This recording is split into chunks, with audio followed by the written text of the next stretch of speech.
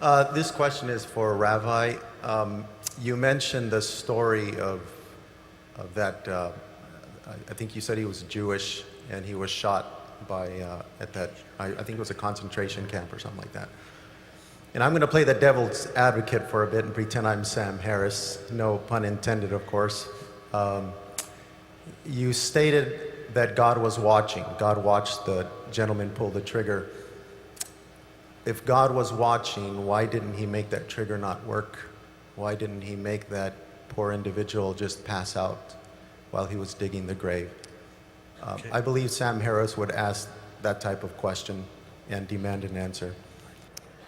Yes, I appreciate that question. Playing the devil's advocate, you said that why didn't God keep the man from pulling the trigger rather than allowing the man to pull the trigger and then watch over him and bringing about some kind of judgment? I would say this to you, that the supreme ethic that God has given to us is the ethic of love. It is the peak of all intellectual and emotional alignment. This thing we call love, which places value upon the other person of worth and as something to be protected. It was interesting, of all people, it was Oscar Wilde who on his deathbed in his 40s, by his lover by his side, Robbie Ross, he turned to Robbie and he said, "Did you love any one of those little boys for their own sake?" It was an incredible question to ask by a man who was a hedonist on his deathbed in his 40s. And he said, "Robbie, did you ever love any one of those little boys for their own sake?" And Robbie Ross said, "No, I can't say I did." He said, "Bring me a minister. Bring me a minister." And it was in his magnificent poem, The Ballad of Reading Gaol, that Oscar Wilde said, "Only Christ was big enough to cleanse his heart and forgive him for all that he had done." The point even the hedonist realized was that in pleasure also, value and love are the supreme ethics that can be treasured. But you can never have love without intrinsically weaving into it the freedom of the will. You cannot have love without the freedom of the will. If you are compelled by some machine to a certain decision, you can never love. You can comply, but you will never be choosing to express that sentiment and the reality of love.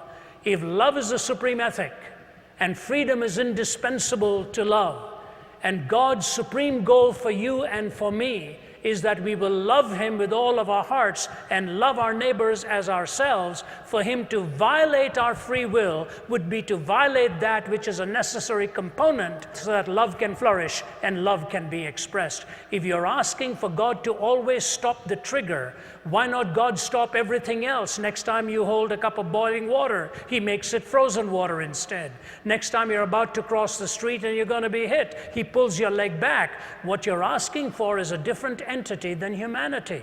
As wonderful as it may seem that in stopping that you think he is protecting you from that which is destructive, the greatest denial that you're asking for is the freedom of your will to be able to choose and to love God with all your heart and all your soul. When you've got love as the supreme ethic and the freedom of the will to choose that love, all of the other contingencies come in and can become explained why it is possible to either choose or to reject so that love can ultimately reign supreme.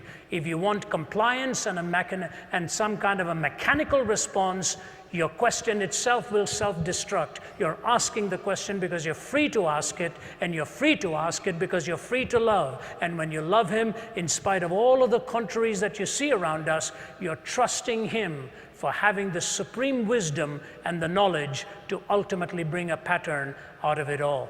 We think, for example, we know so much. The story is told in Mideastern folklore of this man who lost his horse that ran away. And when the horse ran away, the neighbor came to him and said, "You know, bad luck, isn't it? Your horse is gone." He said, "What do I know about these things?" A few days later, the horse came back with 20 other wild horses. And the neighbor came and said, "Amazing, it's not bad luck, it's good luck. You've got 20 more." Man says, "What do I know about these things?"